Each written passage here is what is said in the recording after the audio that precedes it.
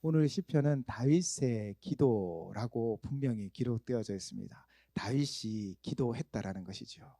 그런데 사실 오늘 시편 17편을 묵상하면서 저는 사실 처음 이 1절에서 5절까지의 이 다윗의 고백에 대해서 사실 거부감이 좀 많이 느껴졌어요. 왜 그랬냐면 저는 저를 잘 알잖아요. 그래서 저는 늘 하나님 은혜로 살아가고 있거든요.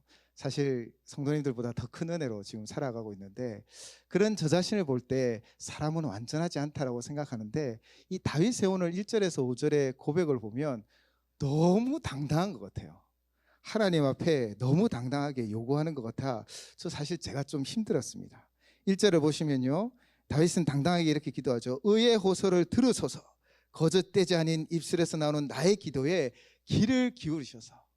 자신은 의로로 호소하고 있고 자신의 입은 거짓된 입술이 아니니 나의 기도에 귀를 기울이라고 너무 당당하게 말하고 있는 거예요. 사실 우리는 다윗의 실수도 알고 있잖아요. 그의 연약한 부분도 있다는 것을 알고 있습니다. 그러나 기본적으로 다윗은 늘 전심으로 주님을 섬기기도 하였죠. 어쨌든 이 기도 1절부터 5절까지 이 내용들을 보면서 솔직히 이렇게 기도해도 될까, 그런 생각까지 사실 들기도 했습니다. 계속 내용을 살펴보면요, 2절에서는 주께서 나를 판단하시며 주의 눈으로 공평함을 살피소서.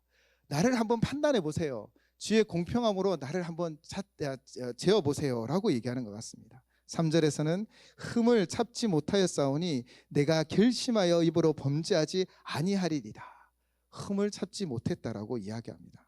또 4절 5절에서는요, 사람의 행사로 논하면 나는 주의 입술의 말씀을 따라 스스로 삼가서 포악한 자의 길을 가지 아니하였사오며 나의 걸음이 주의 길을 굳게 지키고 실족하지 아니하였나이다. 아멘. 그리고 6절에서 이렇게 당당하게 요구합니다.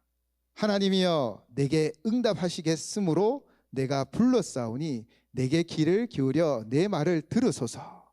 하나님이 자신에게 응답해 줄 것을 확신을 가지고 있는 거예요. 그래서 불렀고 내 말에 귀를 기울이십시오라고 너무 당당하게 요구하는 것 같아서 은혜로 살아가는 저는 사실은 너무 좀 힘들더라고요. 사실 사람들이 성향이 다르고 또 기질이 다르잖아요. 칸트라는 철학자는요, 그가 동네를 한 바퀴 돌면 사람들은 시계를 맞췄대요. 그만큼 늘 매일 변함없는 일정하게 그 거리를 걸었다는 것이죠. 일정한 삶을 살았다는 것입니다. 어쩌면 성경은 여러 인물들이 있고 기질이 있기 때문에 그럴 수도 있을 것 같아요.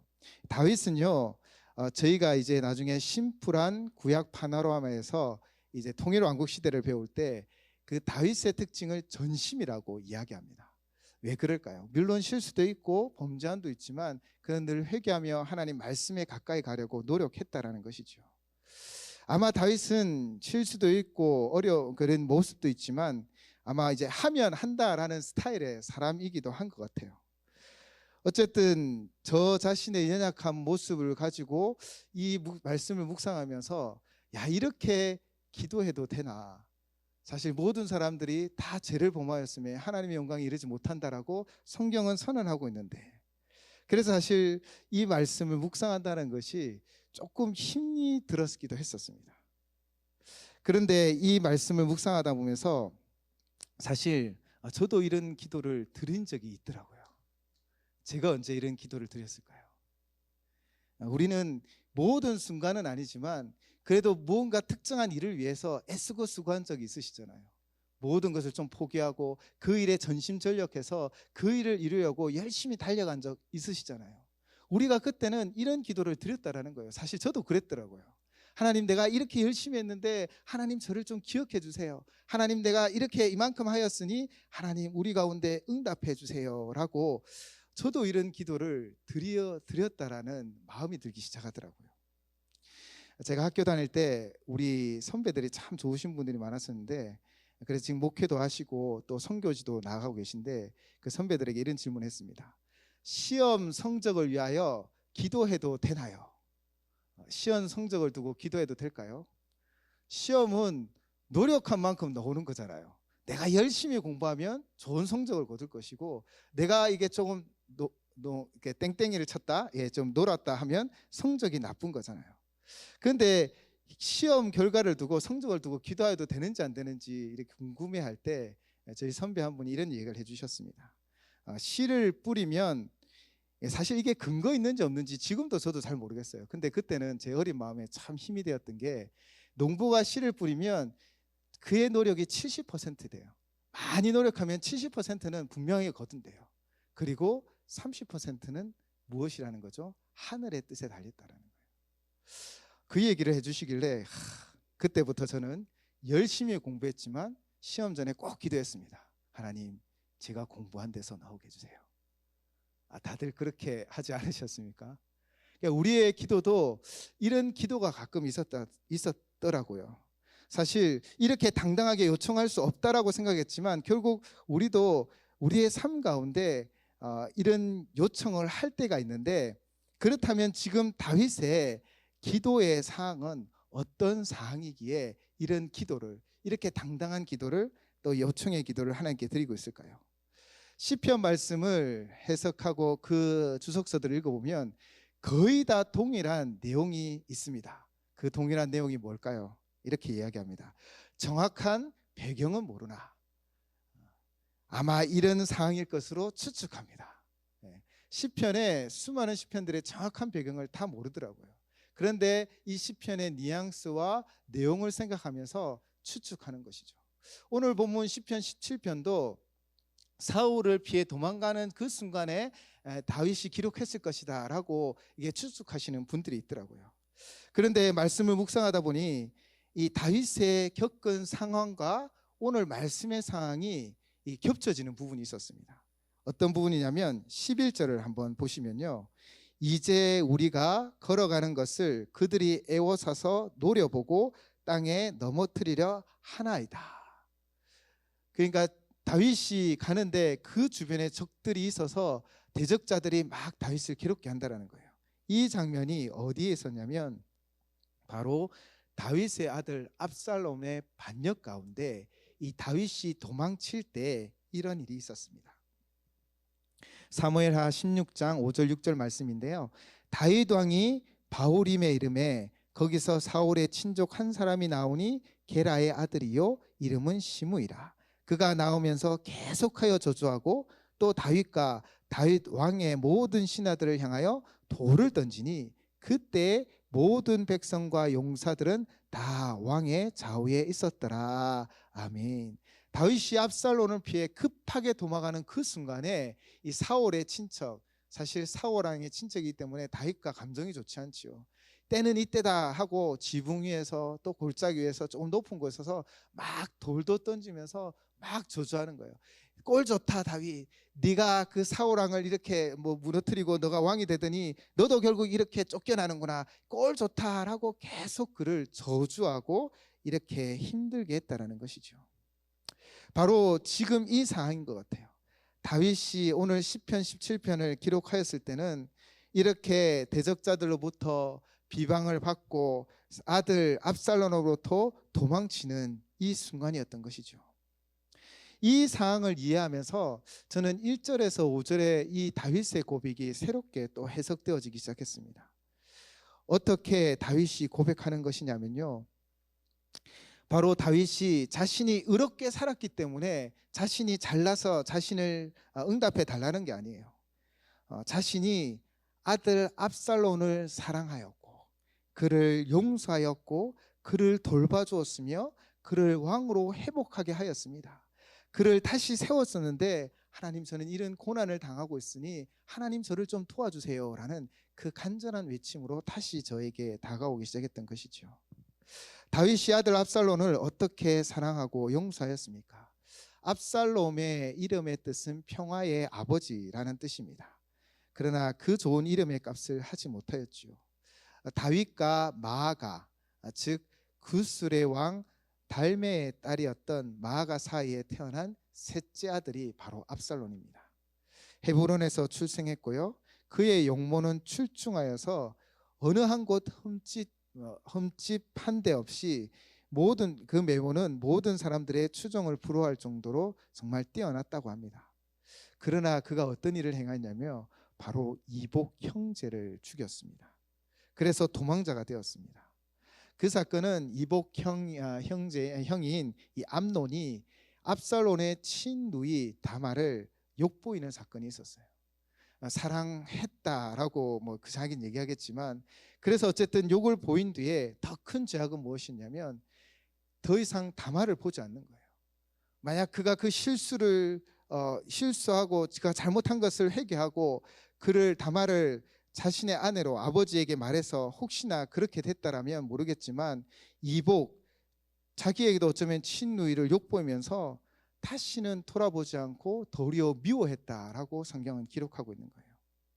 이 사건으로 인하여 압살롬은 2년 동안 그 마음에 앙심을 품습니다. 그리고 2년 뒤에 기회를 잡아 바로 이복 형이었던 압살롬을 죽이게 되죠. 그리고 그는 도망자가 되어서 외조부 구스왕 달메에게로 피신하여 3년 동안 도망자의 삶을 살았습니다. 살인자여 도망자가 바로 압살롬입니다.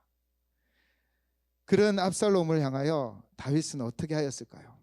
사실 다윗에게는 압살롬이 또 아들이잖아요. 자녀이기 때문에 그의 마음은 그를 향하였습니다. 사무엘하 13장 39절은 이렇게 기록하고 있습니다.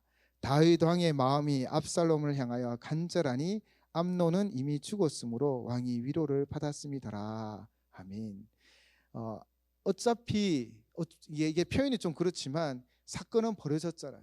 이미 사랑하는 아들이지만 죽었고, 또 사랑하는 아들은 도망자가 되었고, 그리고 이 사건에 다윗의 책임이 조금 있다라는 거예요. 어떤 책임이 있습니까? 이런 일이 벌어졌을 때 암논을 바르게 치리했다면, 아마 이 가정 안에 이 분쟁을 아버지로서 이것을 잘 처리했다면, 벌을 줄 자는 벌을 주고 이것을 해결했다면 이런 극악한 사건은 벌어지지 않았을 것입니다.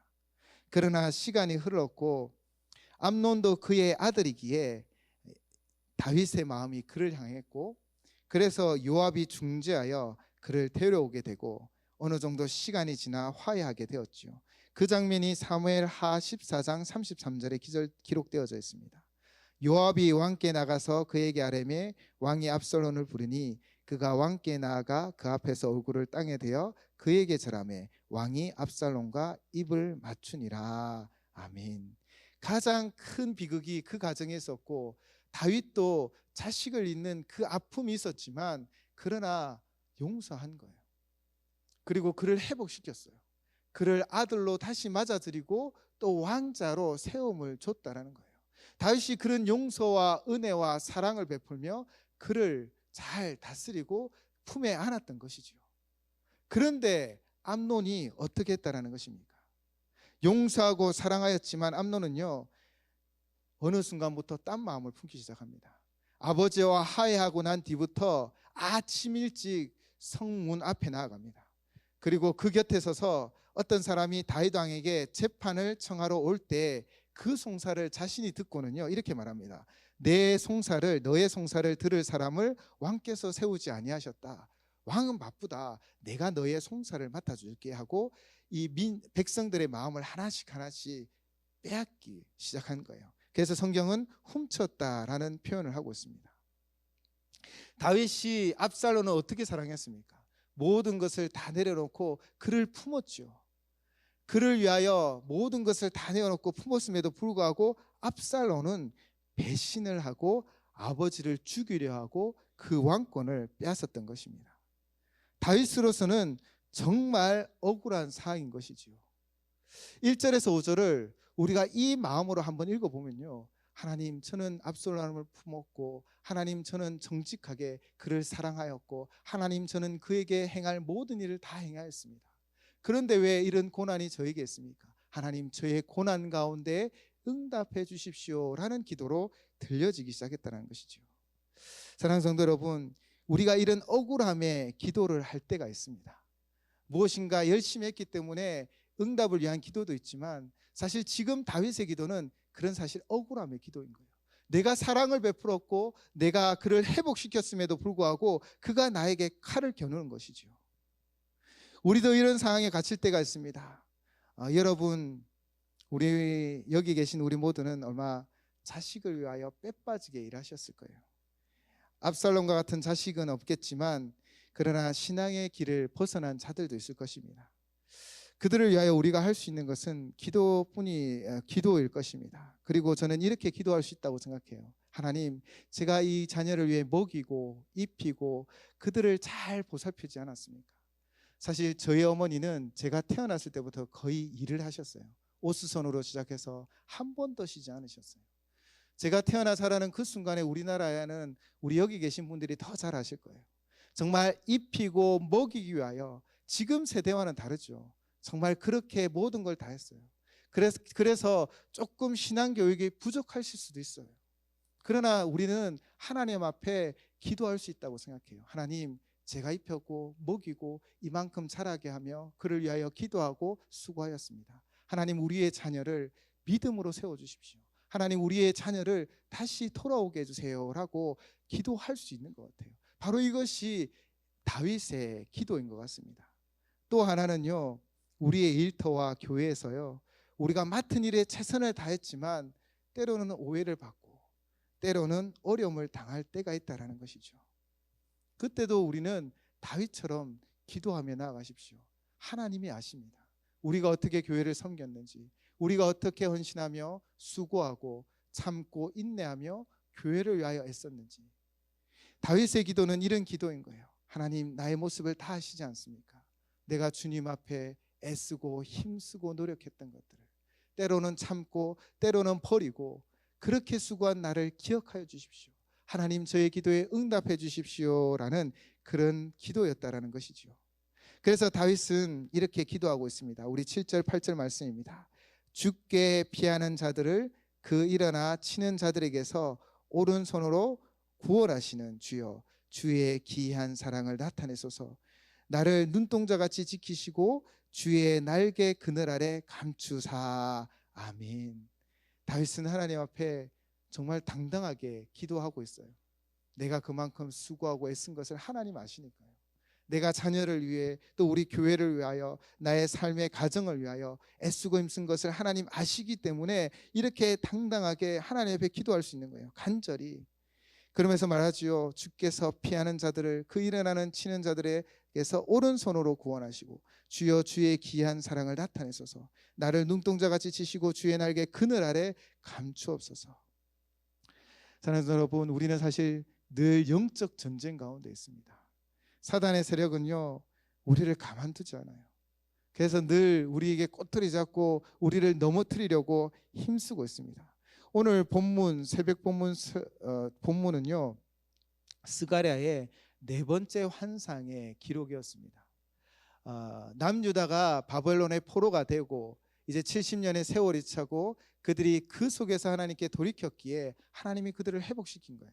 그래서 1차 포로 귀환을 통해 스룹바벨을 통하여 예루살렘 성전을 다시 재건하려고 하였는데, 이 예루살렘 성전을 재건함에 있어서 사마리아의 반대와 또 주변 나라들의 모함으로 인하여 16년간 정지되었어요. 그러니까 예루살렘 성전을 재건하지 못했던 거예요. 그런데 16년 만에 하나님이 학궤도 보내시고 또 오늘 새벽에 본문의 선지자인 스가랴를 보내요. 이 성전을 다시 짓게 하였던 것이죠. 그런데 네 번째 환상은 무엇이었냐면 바로 사단이 대제사장 여호수아를 향하여 대적하고 있는 장면이에요. 무엇이냐면 스룹바벨은 정치적인 리더라서 성전을 건축해 가고 있지만 여호수아는 제사장으로 종교적으로 그들을 이끌고 그들을 새롭게 하고 있었던 것이죠. 그런데 그 환상 중에 사탄은 이 여호수아를 향하여 대적하며 이렇게 말하는 것입니다. 조금 상상력을 발휘해 보면요, 이들은 전에 하나님 말씀에 순종하지 않은 백성들이었고 불순종의 길로 갔었고 악한 행위를 한 자들입니다. 이들에게는 희망이 없습니다. 이들은 다 죄인입니다 라고 그 여호수아와 어쩌면 이스라엘 돌아온 남유다의 모든 백성들을 향하여 정죄하고 있는 거예요. 그때 하나님이 무엇을 말씀하신지 아십니까? 스가랴서 3장 2절에서 이렇게 말씀하세요. 여호와께서 사탄에게 이르시되 사탄아, 여호와께서 너를 책망하노라. 예루살렘을 택한 여호와께서 너를 책망하노라. 이는 불에서 꺼낸 그슬린 나무가 아니냐 하실 때에. 아멘. 여호와 하나님께서 사탄을 책망하시죠. 정죄하는 그를 책망합니다. 무엇 때문에요? 이미 그들을 향한 하나님의 용서가 있고 또 그들을 회복해 하셨고 그들이 이제 하나님 말씀에 순종하여 다시 16년간 멈추었던 예루살렘 성전을 재건하기를 시작하였기 때문입니다. 그래서 대적 정죄하는 사단을 향하여 하나님은 책망하시면서 이렇게 말씀하십니다. 이는 불에서 꺼낸 거슬린 나무가 아니냐라고 말하는 것이에요. 그들이 범죄하였습니다. 그들의 조상의 범죄로 말미암아 남유다는 바벨론의 포로가 되었어요. 하나님은 그들을 향하여 불의 심판으로 그들을 심판하셨지만 그러나 그 심판은 그들을 온전히 태워 숯을 만드는 것이 아니었습니다. 온전히 태우면 나무는 숯이 되잖아요. 숯은 다시 꽃을 피울 수 없습니다. 그러나 그 거슬린 나무는 무엇을 이야기합니까? 그 곁은 거슬렸지만 생명력은 남겨두셨다는 거예요. 그래서 하나님이 70년 만에 이스라엘 백성들을 돌이키고 남유다 백성들을 예루살렘으로 모아서 이제 예루살렘 성전을 재건하고 있다는 거예요. 하나님은 우리를 향하여 이런 은혜를 베풀어 주시는 거예요.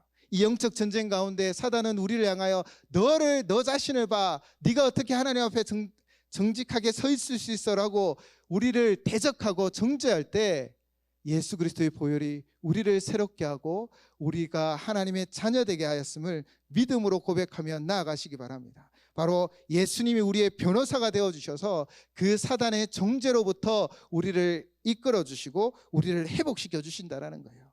그렇게 이 영적 전쟁 가운데서도 하나님이 우리를 기억하시고 우리에게 은혜 베푸셔서 우리를 세워주십니다. 그분의 오른손은 무엇을 이야기합니까? 제가 계속 말씀드렸듯이 오른손은 능력을 이야기하는 것입니다. 그 전능하심으로 우리를 인도하시고요, 기이한 사랑은 우리가 예상치도 못한 사랑이요, 눈동자같이 지켜주신다는 것은 제가 더 이상 설명하지 않아도 그렇게 소중하게 우리를 지켜주신다는 거예요. 그리고 그분의 날개 그늘 아래 감추인다는 것은 무엇을 얘기합니까?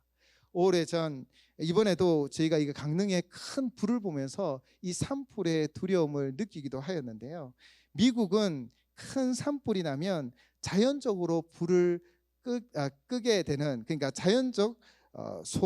자연적으로 불이 꺼질 때까지 기다리는 그런 방식을 취한다고 합니다. 그렇게 큰 불이 나고 이제 자연적으로 꺼진 그 산에 잔불을 정리하러 나아갔는데, 아마 제가 저번에도 한번 말씀드렸던 예화인데 소방대원이 놀라서 멈췄거렸어요. 왜냐하면 한 새가 올 곳이 딱 자리를 잡고 미동도 없이 서 있는 거예요. 곁은 시커멓게 타 있었지만 그런데 너무 올 곳이 앉아 있는 새 때문에 두려움이 생긴 거예요. 멈칫멈칫하며 이 막대기로 그 새를 한번 툭툭 건드려 봅니다. 그랬더니 그 날개 아래서 2마리의 새끼 새들이 나왔다라는 거예요. 주님의 날개 아래 감춘다는 것은 이런 거예요. 어떠한 세력도 우리를 넘어뜨리지 못하고 어떠한 세력도 우리를 무너지지 아니하도록 그의 날개로 우리를 감싼다는 거예요. 사단이 아무리 우리를 정죄할지라도 우리는 예수 그리스도의 그 보혈로 말미암아 재용서받은 하나님의 자녀임을 믿으시기 바랍니다. 그렇게 다윗을 하나님께서 지켜주시기를 간구하며 구절을 통하여 이렇게 실질적인 구원을 간구하죠. 내 앞에서 나를 압제하는 악인들과 나의 목숨을 노리는 원수들에게서 벗어나게 하옵소서. 그리고 지금 다윗을 괴롭게 하는 압살롬의 무리들의 모습들을 이렇게 적나라하게 설명합니다. 10절에서 12절을 제가 3번역으로 읽어드릴게요. 그들의 몸뚱이는 기름기가 번드르르 흐르고 그들의 입은 오만으로 가득 차 있습니다. 마침내 그들이 나를 뒤따라와 에워쌌고 이 몸을 땅바닥에 메어치려고 노려봅니다. 그들은 찢은 것을 찾는 사자와 같고 숨어서 먹이를 노리는 기운센 사자와도 같습니다. 이미 그들이 왕권을 가졌고 많은 재물을 서로 나누었기에 그 몸뚱이는 기름이 번드르르 한다라는 거예요. 그리고 14절로 이렇게 설명합니다. 여호와여, 이 세상에 살아있는 동안 그들의 분깃을 받은 사람들에게서 주의 손으로 나를 구하소서. 그들은 주의 재물로 배를 채우고 자녀로 만족하고 그들의 남은 산업을 그들의 어린아이들에게 물려주는 자니라. 악한 자들은 짧은 기간이었지만 재물을 얻고 힘을 얻고 득세하며 또 그 재물을 자녀들에게 나눠주는 모습을 보여줬다는 거예요. 우리의 눈으로 볼 때는 세상은 너무 불공평하게 보입니다. 악인이 득세하는 것 같고 의인이 고난 당하는 것 같은 세상 가운데 살아가기도 하지요. 그러나 다윗의 진정한 고백은 무엇입니까? 오늘 보면 우리 13절 우리 함께 봉독하도록 하겠습니다. 오늘 보면 13절 말씀입니다. 시작. 여호와여 일어나 그를 대항하여 넘어뜨리시고 주의 칼로 악인에게서 나의 영혼을 구원하소서. 아멘. 그 모든 대적이 그를 둘러쌀지라도 여호와 하나님의 구원하심을 바라며 다윗은 일어나기 시작합니다. 그리고 다윗의 15절 말씀의 고백입니다. 15절 말씀도 우리 한 목소리로 함께 고백하겠습니다. 시작. 나의 의로운 중에 주의 얼굴을 배우리니 깰 때에 주의 형상으로 만족하리이다. 아멘. 아마 다윗이 이 시편이 그 상황 가운데 지어졌지만 아직 그의 왕권이 회복되지는 않았을 거예요. 지금도 어쩌면 도망자의 자리에 있는 그 순간이지만 다윗은 이렇게 고백합니다. 나는 의로운 중에 주의 얼굴을 배우리니 깰 때에 주의 형상으로 만족하리이다. 오늘 여기서 의로운 중에와 1절의 의에라는 같은 단어예요. 근데 15절에 이 단어의 뉘앙스는 달라졌습니다. 이전에는 내가 이 아들을 얼마나 사랑했습니까? 하나님, 그런데 나는 이런 억울한 상황을 당하고 있으니 하나님 저를 도와주십시오 라는 고백이었다면 지금 15절의 고백은요, 나는 오직 주님만 의지하겠습니다. 내가 이전에 잘한 것, 내가 이전에 했던 모든 것은 다 내려놓고 지금 제가 주님만 의지하겠습니다. 나의 의로운 중에 바로 주를 의지한다라는 것이 의로운 중인 것이지요. 그렇게 지금 주님만을 의지하는 주님만 의지하오니 주의 얼굴을 뵙게 될 것이고 또 깰 때에 주의 형상으로 만족하게 되리라. 아멘. 다윗은 이전에는요, 내가 이만큼 이 아들을 사랑했고 이런 억울한 상황에 당했으니 하나님 저를 회복시키시고 저를 지키시고 보호하십시오 라고 기도하였습니다. 그리고 이제 마지막에는 이제 다 모든 것을 내려놓고 내가 지금 여호와 하나님만을 의지합니다. 제가 지금 여호와 하나님께만 나아갑니다. 주여 얼굴을 배우게 하시고 주님의 형상으로 만족하게 하시옵소서. 내일 어떤 일이 일어날지 모르고 내일 어떠한 상황이 나에게 닥칠지 모르지만 내가 깰 때 주님의 형상으로 만족하게 하여 주십시오 라고 고백하고 있는 것입니다. 다윗은 그 끝에 바로 오직 여호와 하나님만을 의지하는 그 의지함으로 주님 앞에 나아가는 모습을 우리에게 보여주고 있습니다. 사랑하는 성도 여러분, 우리는요 여호와 하나님만을 의지하셔야 합니다. 과거에 내가 잘했던 것도 좀 내려놓으시고요, 과거에 내가 뭘 했든지 그것이 우리에게 지금 영향력을 끼치는 건 아닙니다. 지금 우리가 무엇을 선택하느냐가, 지금 우리가 여호와 하나님을 의지하며 나아갈 때 하나님은 우리에게 힘이 되어주시고 능력이 되어주시고 주의 형상으로 진정한 만족을 주신다라는 것입니다. 하나님은 우리를 다 알고 있습니다. 우리의 중심을 알고 있습니다. 우리가 지금 정직하게 주님 앞에 나아가면 그분은 우리의 산성과 요새와 소망이 되어주실 것입니다. 고단한 인생길 힘겨운 오늘이라는 찬양이 있습니다. 제가 한번 가사를 읽어드릴게요. 고단한 인생길 힘겨운 오늘도 예수 내 마음 아시네. 지나간 아픔도 마주할 세상도 예수 내 마음 아시네. 하루를 살아도 기쁨으로 가리 예수 늘 함께 하시네. 후회도 염려도 온전히 맡기리 예수 늘 함께 하시네. 믿음에 눈들어 주를 보리 이 또한 지나가리라. 주어진 내 삶의 시간 속에서 주의 뜻을 알게 하소서. 다윗의 이 마지막 고백을 기억하시기 바랍니다. 지금 오직 여호와 하나님만을 의지하겠습니다. 내일 어떤 일이 생길지 모르겠지만 깰 때 주의 형상으로 오직 주님으로 오직 하나님으로 만족하는 나의 삶이 되게 해주십시오 라고 고백하는 이 고백을 우리 함께 고백하며 하나님 올려드렸으면 좋겠습니다.